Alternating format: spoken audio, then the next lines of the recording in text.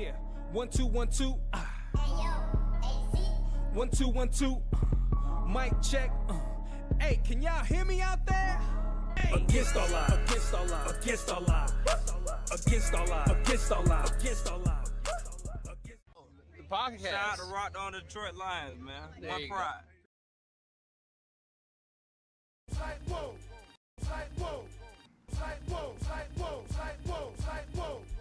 I bet that's how the Dolphins are feeling right now. Like, whoa, because they got their asses kicked all last week during joint practices. Welcome into the Rockhound Detroit Lions pregame show. It's going to be a quick one. We're going to give you the goods, what's going on with the Lions today, the matchup, injury updates, which really there's not a whole lot for injury reports other than, you know, the guys that have been out, the guys that are out, because everybody plays today besides your starters.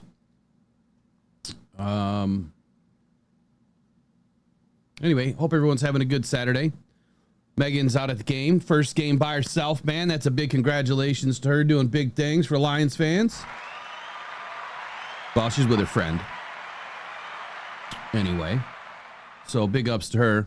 I'm sure we don't have a ton of people in today, and that's okay. I just want to get it done and over with, and then we'll be back in for the live stream here starting about 12:30-ish. So here's the rundown. Hendon Hooker, man. We're going to talk about battles today. So Hendon Hooker's got a big battle with Kyle Allen. This is no surprise. I mean, his performance between now and next week is either A, going to secure a spot on the team, or B, he's not going to be on the team, and the Lions are going to have to do something. I feel like the Lions are not settled. You know, when I watched practice last week, I was not happy with the way Kyle Allen was looking in that second joint practice, tossing balls into the dirt. I mean, you're a professional football player, man. You got to keep that ball off the ground. You know, you're throwing a 10-yard route, you got to stick them. So I would hope that people have a little bit more respect for what Jared Goff does, because that guy, I mean, he paints the chest. Every time he throws the ball, he's painting the chest. And he's doing a great job. So big camp battle. Obviously, a lot on the line for Hendon Hooker right now. He has not looked great at all. At all. Matter of fact, being a 2023 third-round pick, this is a pivotal moment for him. Like, can he actually perform in this game? He's at home. So, I mean, being at home, there's even more butterflies, I'm sure, in this dude's stomach, because now you're in front of the home team crowd, and you could get booed today. He could, if he does not play well. He could get booed today, which is not good. The Lions need a primary backup. Who's going to step up? And I guess my first question to you would be this. Has Brad Holmes made a huge mistake in not going out and securing this position? It's eerily reminiscent of our kicker problems that we had, where we had a carousel of kickers coming in and out. I thought that he'd obviously hit the draft right. Got great value onto Hendon Hooker, but maybe Hendon just had some things that he couldn't overcome. And so for right now, that's what we're seeing. What I will say is, though, the Lions aren't giving up on the guy. Matter of fact, he's getting a ton of work at these practices off to the side. He's not just sitting with the guys, you know, waiting for his turn. He's getting practice, you know, off to the side, and then he comes in and takes his turn, and then he goes back to individual practice again. Kyle Allen's not getting that. So if I were to say that Hendon Hooker still has the job, he probably still does. Even though I have Kyle Allen as my number 2, he probably still has the job being Hendon Hooker.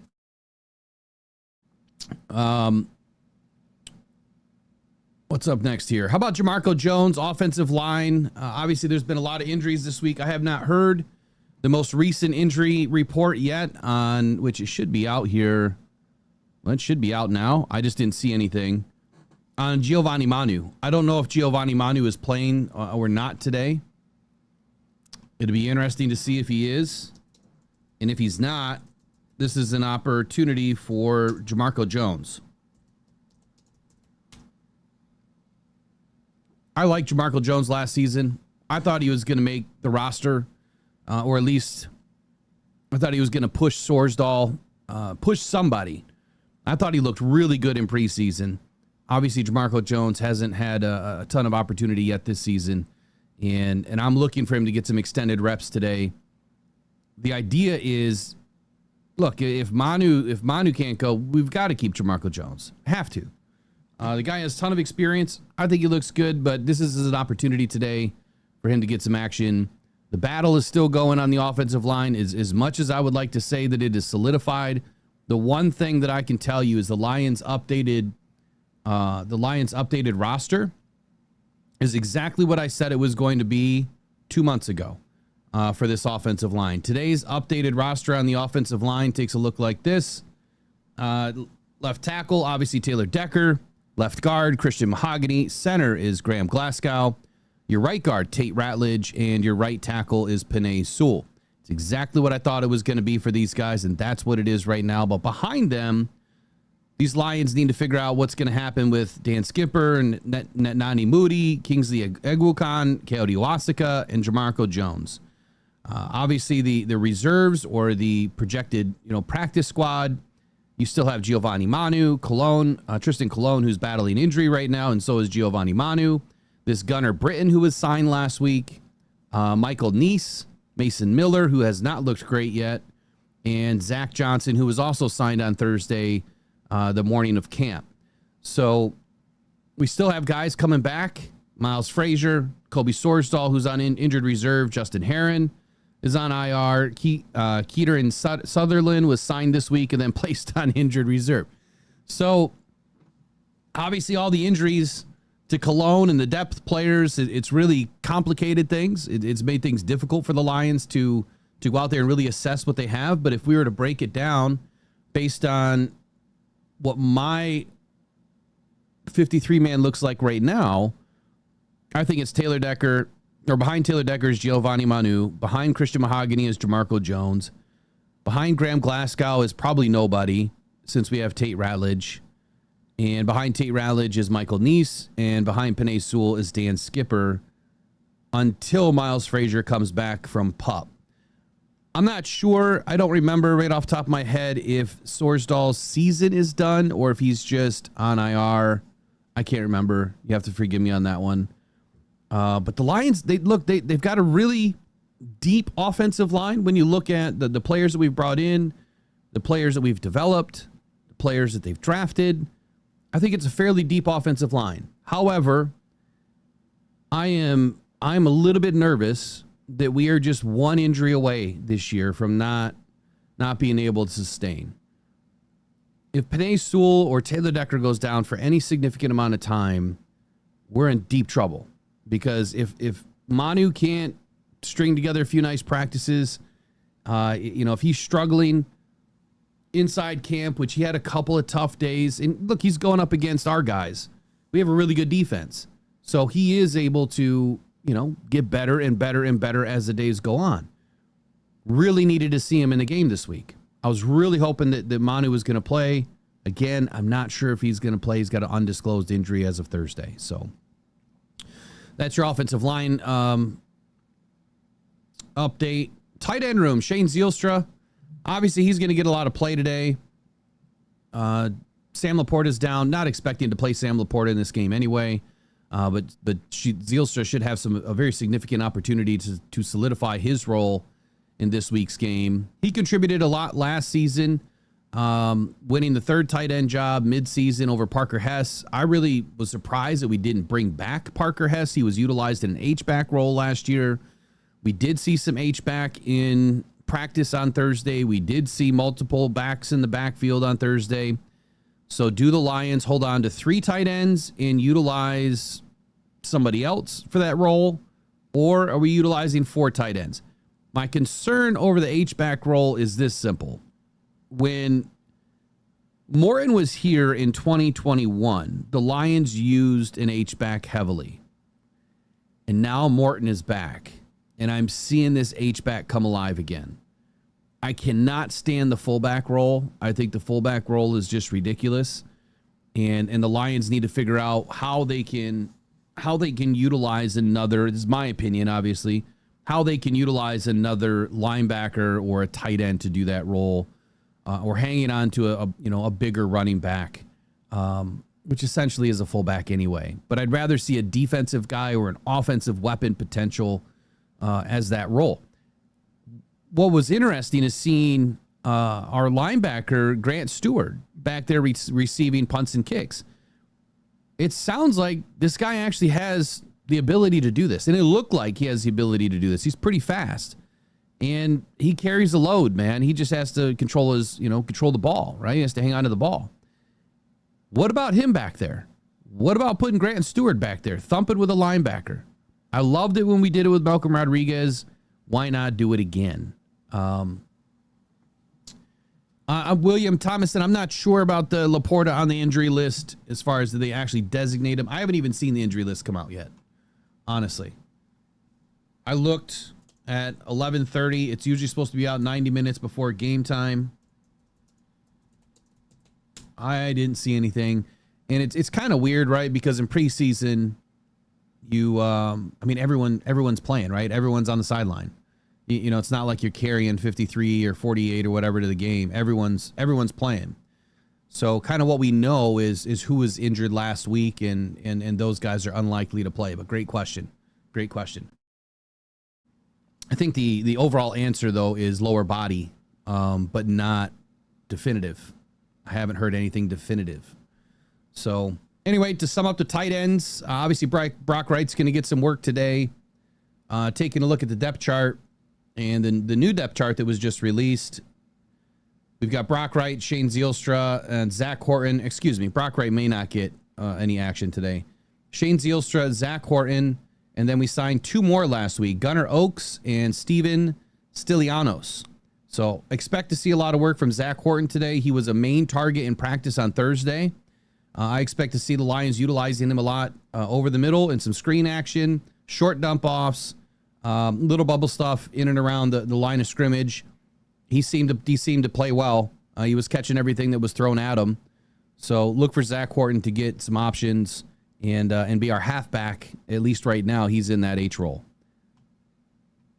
All right, next up, let's talk about wide receivers for just a moment. Your updated depth chart for the wide receivers right now, Amon-Ra St. Brown obviously is number 1.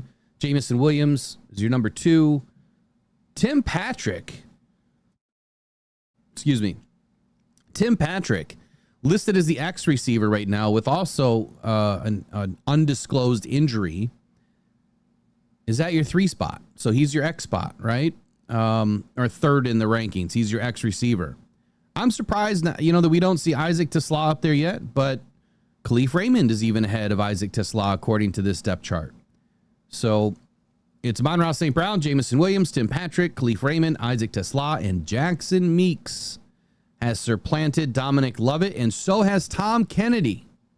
So we're going to have an update after this week's game to our 53-man roster.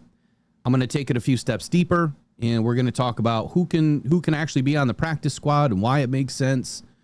We're going to do all that probably Sunday, Monday-ish, but we'll have a new updated one. So I'm looking for a lot of work out of Jackson Meeks today. You might see a little bit of Isaac Tesla through the first quarter. And then, hey, it's time to fly for Dominic Lovett and Ronnie Bell and Jacoby Keeney James, and then Malik Taylor, who's also under an undisclosed injury.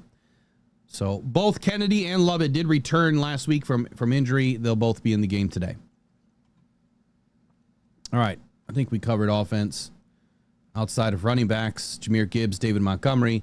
I think you're going to see a heavy load today of Sione Vaki. He did return to practice last week. He looked good. He looked really good in my report after Thursday's joint practice is when Sione Vaki got the ball. He carries the load. That dude is making some big time contact, and he's got really great contact balance. I'm really liking the effort of Sione Vaki in his second season. Let's see how he grows. Sione Vaki is a lock on this roster. Craig Reynolds, even though he's at the number 3 spot right now on your running backs list, I think that Vaki is going to leapfrog him this year. I really do. Behind them, the last 2 on the list, you got Jacob Sailors and Deion Jackson, who was signed this week. So a lot of injuries, a lot of new signings, and of course some new guys in the game that we have no clue who they are. On the injured list for the Lions is Kai Robichaud, IR. He's got a shoulder injury. I mean, he could come back late in the season. I doubt it. He's probably done. All right, moving on to the defensive side of the football here. Your defensive ends. Aiden Hutchinson, Marcus Davenport round out 1 and 2. Al-Quadin Muhammad, and get this, Nate Lynn. Nate Lynn is number 4 in the rotation. So Ahmed Hassanin, our rookie 6th-round pick, is at number 5, which means he should be a lock right now to make the roster. And then Isaac Ukwu at number 6, and then Mitchell Agood at number 7. On the injured list right now is Josh Paschal, who is an inside-outside guy, so he can play up along the defensive line, and he also can play outside the tackle shoulder. So in this game, you're going to get a dose of Al-Quadin Muhammad and Nate Lynn, and I think Ahmed Hassanin is probably going to play the last half. I think you're going to get a lot of Ahmed Hassanin today. My eyes are going to be fixed on him and see how he's progressing. You know, he avoided that lower leg injury scare last week, and thankfully, let's hope that he stays healthy. I'm interested to see what happens. We had a really good conversation the other night with Wickster and U of M Dad, which turned into a premiere. And I'm going to do that more often. We'll have a preview or a premiere video that we're going to do live based on the conversations that we have this season. Really great conversation talking about the depth of this roster, when or if or how Zadarius Smith is going to come back to this team, the implications on the 53-man roster. Man, it was a lot. And it was a great conversation. If you haven't had a chance to watch the video, I would urge you to watch it. There's a ton of information in it, and I mean, some good opinions too, and there's some information from a guy that I talked to. It's a former executive in the league. Really, not much else to say on the defensive end room. We're locked. I think that this room is what it is for right now. So we're done adding guys unless we have injury. This is our room. I don't think that there's going to be any more additions. There's only going to be addition by subtraction. And that's if, you know, somebody really good becomes available after 53-man cuts and we're maybe down a guy due to injury. Defensive tackle. DJ Reader and Tyleek Williams are your 1 and 2 right now simply because Ali McNeil is out. Tyleek Williams has looked really good. I expect it for him to get some action today. I really want to key in on Roy Lopez today and see how much action he's getting, but how is he progressing? He's been fairly quiet through camp so far, and that's not a bad thing, especially coming from that position. But nobody's really been talking about Roy Lopez. So my goal today is to take a look at Roy Lopez and to see how well he's developing within the scheme. Pat O'Connor came back on Thursday from practice, or came back to practice last week Thursday with a lower leg injury. I'm sure he's going to get some time today. Chris Smith, he's your number 5. Keith Cooper's at number 6. And I think that's the cutoff. I think that the Lions are going to be sitting, you know, probably at 6 and 5 or 6 and or 5 and 5 potentially. I say there's going to be no less than 10 defensive tackles and edge combined on this roster. Now I'm working up an article and a video that's going to kind of walk us through the 53-man, go a little bit deeper, like I said. And we're going to talk about some of this in the coming days. Miles Adams and Broderick Martin. Broderick Martin is last on the list right now. This is not a surprise. He had a good first game, you know, spurts. I think he was playing better, you know, versus Atlanta, and then nothing. So he's got to have a really good game today. But I would say Broderick Martin is probably on your practice squad if all else fails. But right now the Lions have 8 defensive tackles, and if they keep 5, then Keith Cooper, Miles Adams, and Broderick Martin would be out right now. And I just don't see how that's happening. What's funny is when I did my 53, I left Lopez at number 2 behind DJ Reader, and according to this list, he would be number 2 still. He's the number 3, but he would be number 2 behind Reader. All right, up next would be your linebackers. We definitely need to key in on these guys today. I don't expect to see much of Alex Anzalone or Jack Campbell or Derek Barnes, but they've surprised us in the past with some of the defensive starters playing at the first quarter in this game. If we're going to get some starter action today, it's going to be this game. I missed Dan Campbell's press conference if he had one this morning, so I'm not up to speed on what he had said. Jack Campbell, obviously number one, he's your leader of the defense. Alex Anzalone is your number two out at the Will side, and Derek Barnes is at the Sam. And behind those guys, I had Zach Cunningham behind and Grant Stewart and Trevor Nowaski. And that is exactly what the Lions just put out. It's exact. So I'm in lockstep with these guys right now. Anthony Pittman, Ezekiel Turner, and then Deron Gilbert. I didn't even know he was on the damn roster, to be honest with you. I didn't even know Gilbert was on the roster. And then we got one other guy, obviously, Malcolm Rodriguez. His return date is expected sometime in October. But today, it's how much is Zach Cunningham really going to kind of leapfrog somebody today, right? He's got to make his name known today, and he was playing pretty well in practice last week. I'm expecting to see some good things out of Zach Cunningham today. I'm going to key in on him, and Trevor Nowaski. He's kind of fallen off a little bit. I like his ability. I like his size. I like his tenacity. But something just doesn't click sometimes with how he fires, at the ball or drops into coverage. It's a little bit late. I want to see how that develops and if Anthony Pittman has, an opportunity to still make this roster. But we don't have many Sam linebackers outside of Derek Barnes and Trevor Nowaski. The only other Sam that we really have is Alex Anzalone, who can kind of play everywhere. But we'll see how that develops. Cornerback room. Obviously, Terry and Arnold returned on Thursday. Again, I'm not expecting to see starters today, but it would be nice to see him get some action finally this season. DJ Reed, Meek Robertson, 1, 2, 3.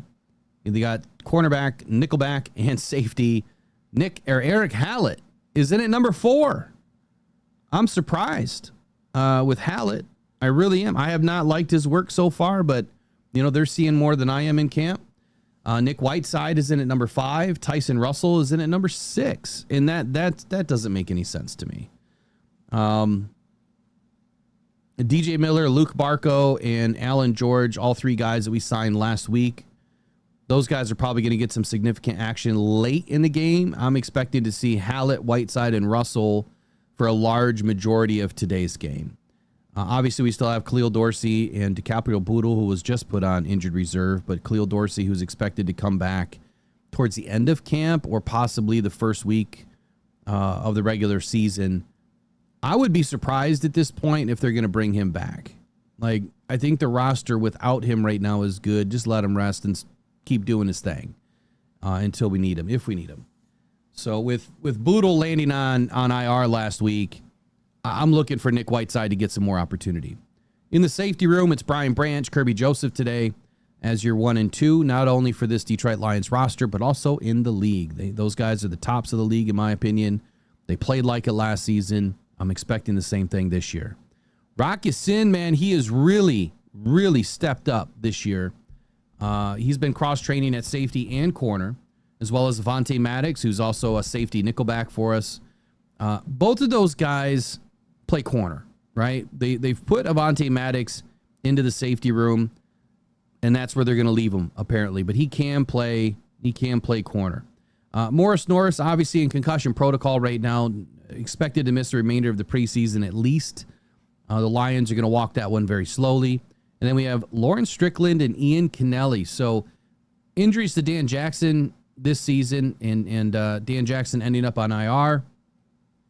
It's now the opportunity for Ian Kennelly to get some playing time and to show this team what he has. Local product out of Grand Valley State.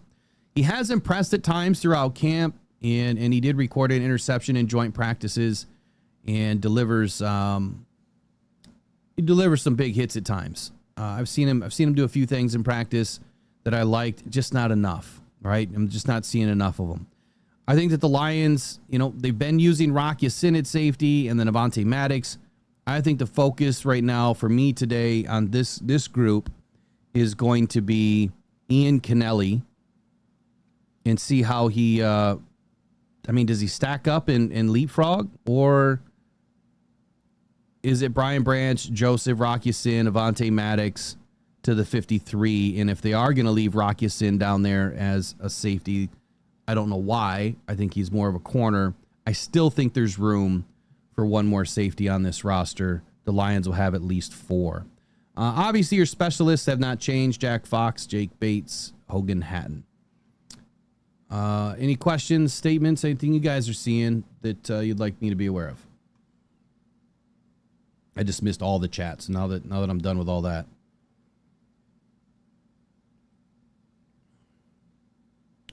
Any chocolate heads in here? Brent Light wants to know. He scored 5 pounds of raw Peruvian cacao yesterday. Yeah, something tells me that's the wrong color, Brent. I mean, there's a different Peruvian flake out there that I heard's pretty good. I'm just kidding. Just kidding. But, damn, 5 pounds of straight chocolate? My goodness. Pure cacao, from what I've heard, is like, it's actually good for you. There's some really good health benefits. Allegedly. I don't know about all the caffeine type feeling it has in it, but that might be the other color of the Peruvian chocolate. What else came from Peruvia, or wherever that's from, Prussia?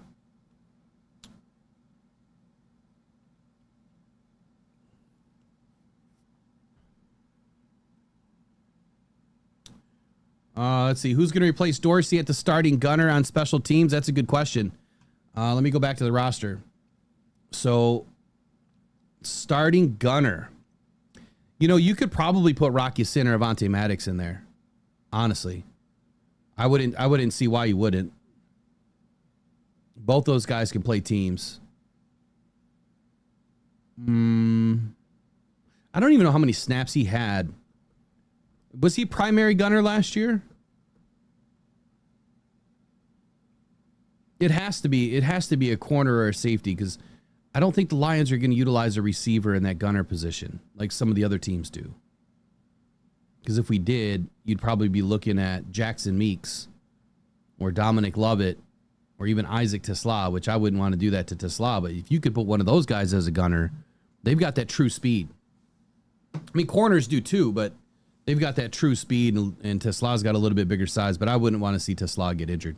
I would say it's probably going to be Rocky Sin, Avonte Maddox, and when those guys aren't in and they're trying to get another look, you'll probably see Nick Whiteside in there and Eric Hallett. Eric Hallett, I think, has had a primary look in that role last week in practice, if memory serves me correct. So just depends on what group's in, right? Is it team 1, 2, or 3?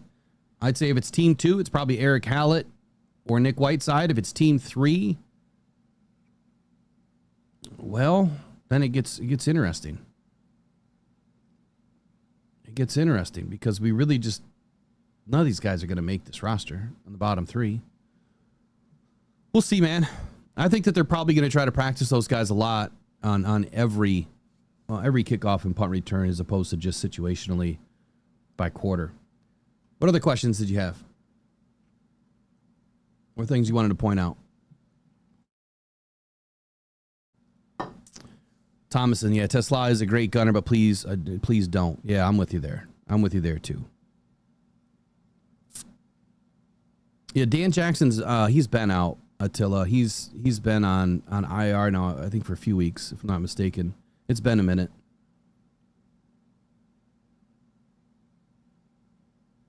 T. Webbs, is the new safety from Georgia confirmed out for the season? Let's take a look. I thought he was. Did I miss something? Hold the phone.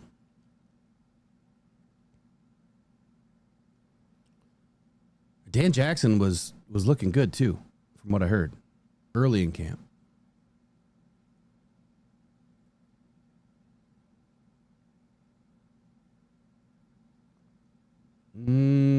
Dan Jackson, where are you at?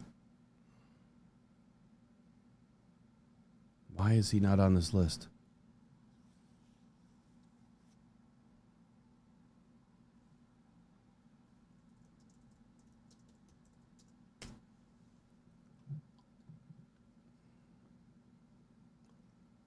So he's on injured reserve. It was a leg injury.